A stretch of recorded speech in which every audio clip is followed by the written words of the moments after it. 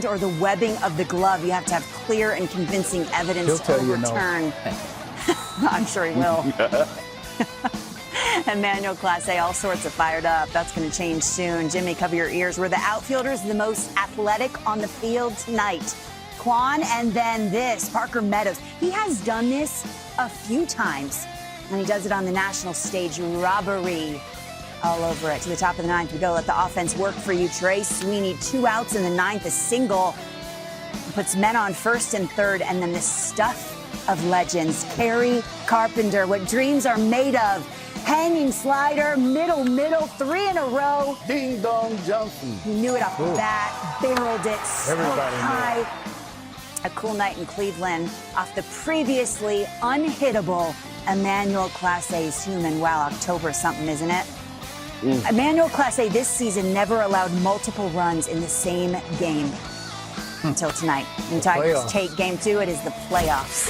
Kerry Carpenter, the hero after the game.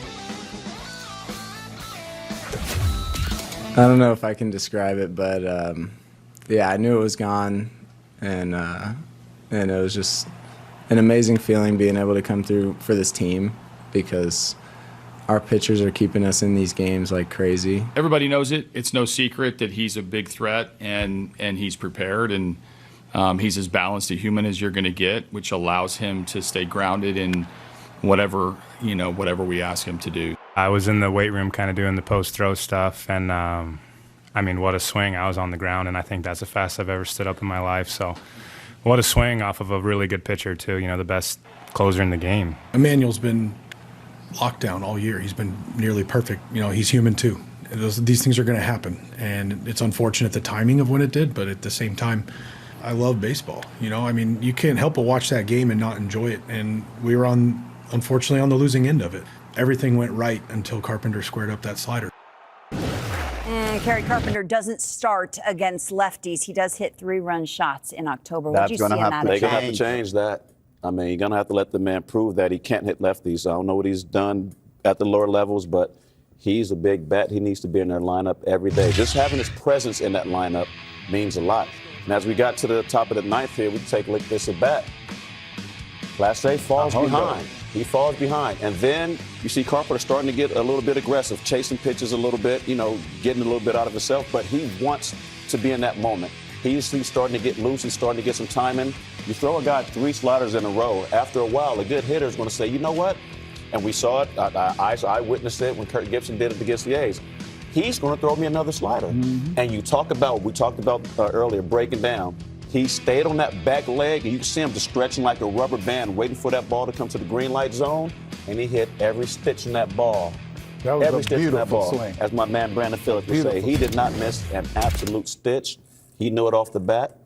Cleveland, lot of air out of that balloon. Detroit's going home 1-1 with home field advantage. They're feeling good. Yes, they are. The third straight slider left Emmanuel Clase's hand. You said, I don't like it. What were you watching? Because I saw the previous swing he took on the fastball. It was late, and he was supposed to be, the count was in his favor, and he was late on that fastball. 1-on-1 on the corner. If you don't learn how to read swings, sometimes you can fall into the trap of thinking, I'm going to fool him. And it's not going to happen. I think the swings and the speed of the ball talks to you.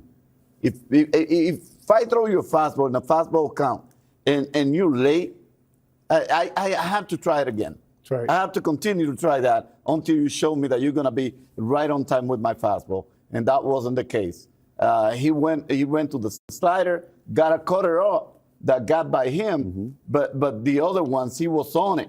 And then the third one, the one he hung, went really deep. He came off the bench in the 8th. How do you see him ready for that at-bat? Unlimited 1.5% cash back is just the beginning. With no annual fee. Chase Freedom Unlimited. How do you cash back?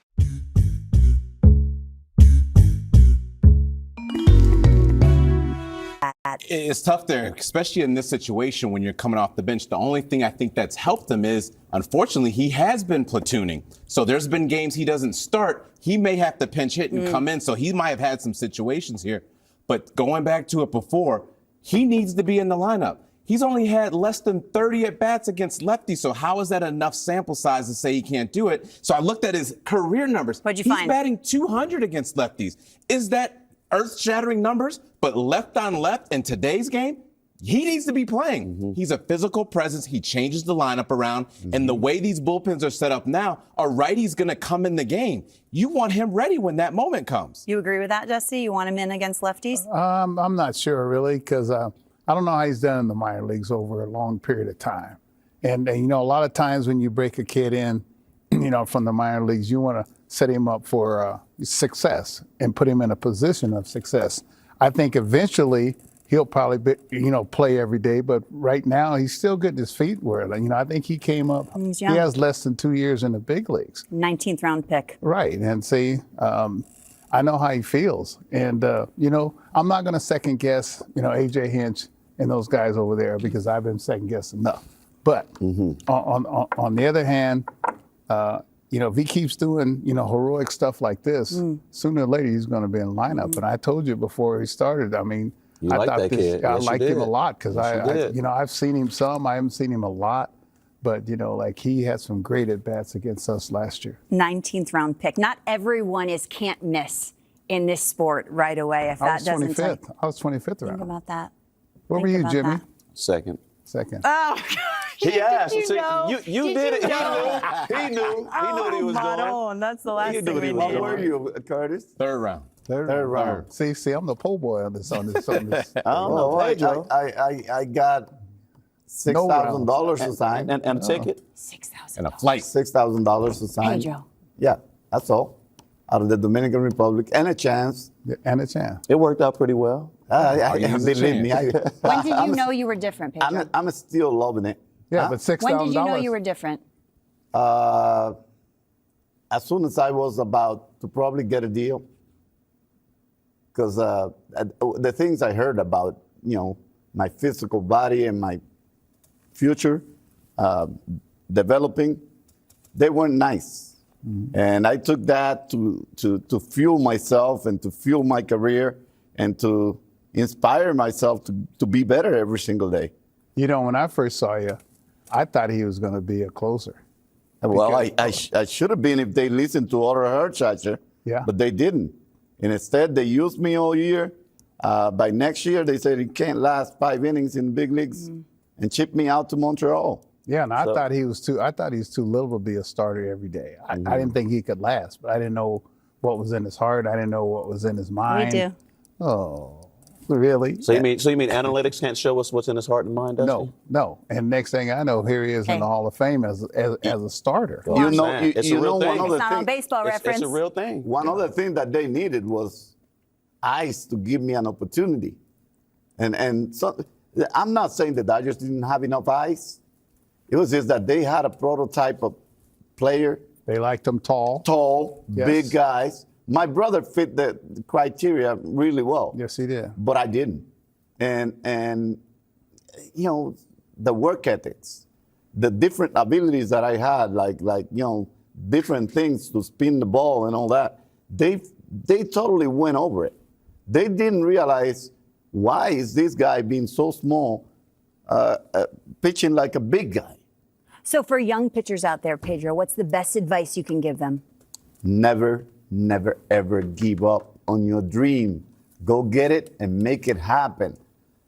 Play it like there's no tomorrow. And just respect it, work hard, and don't look back.